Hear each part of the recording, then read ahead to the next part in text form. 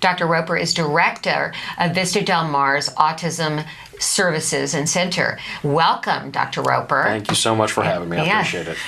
So thrilling to have you here. And this is a program that we're not unfamiliar with, but our viewers might be unfamiliar. Right. So will you tell them about the Vista Del Mar Autism Program? Right. Well, Vista Del Mar, of course, has been around for about 105 years. And throughout that time, we've offered a variety of services to kids. And it's 18 acres of activity every day. So we have a variety of programs servicing kids with learning difficulties, emotional issues, and whatnot. We have a non-public school on campus, services 350 kids.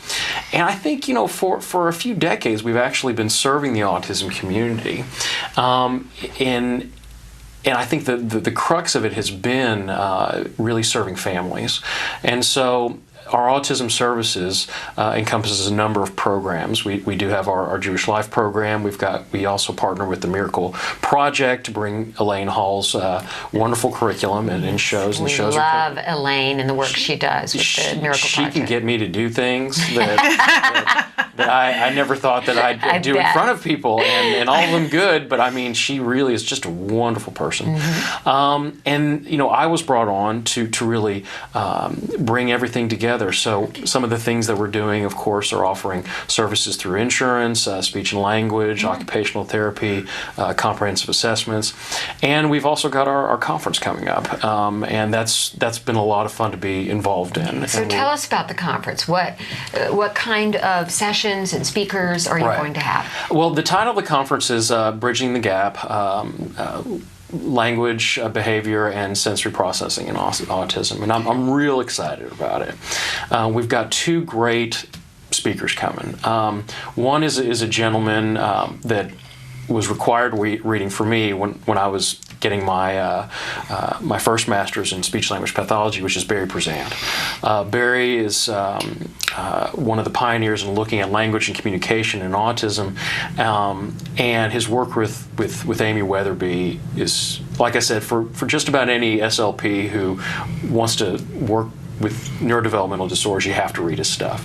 Okay. And so he has something called his SCIRTS model, which is really a relationship-based model. Mm-hmm. It does use a lot of positive behavioral supports, but it really emphasizes bonding with the child to encourage communication. And more than anything else, I want to give folks an opportunity to really honor this man who has made such an impact on the autism world, and also not only his advocacy, but his clinical work and his research. Okay. And really excited. And then the other person we have coming is someone I'm friendly with.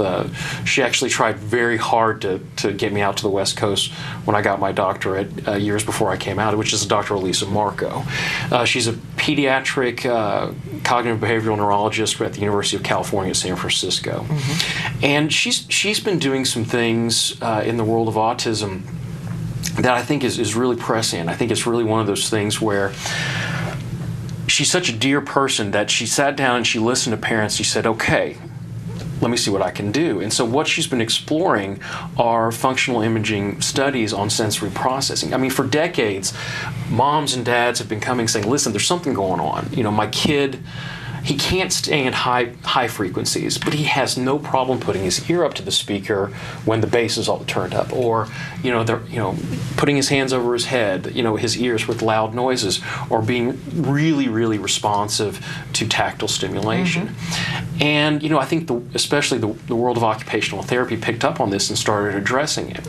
The science, of course, science being science, we have to sit here and we have to explore it in a certain manner. And so she's taken up that torch. And so she's been doing fMRI studies. She's been doing other imagery studies, looking at how the brains of individuals with autism process sensation in their sensory world. I hear this is really the new frontier of autism treatment, and I know Temple Grandin in particular has been leading the charge on that as well, and her latest book was on sensory issues in children with autism. But anyway, we're going to take a quick break. Yes, ma'am. But before we do, we have to say, well, how can people find out more information? Just go to www.vistadelmar.org. Okay. There is a link to our conference website.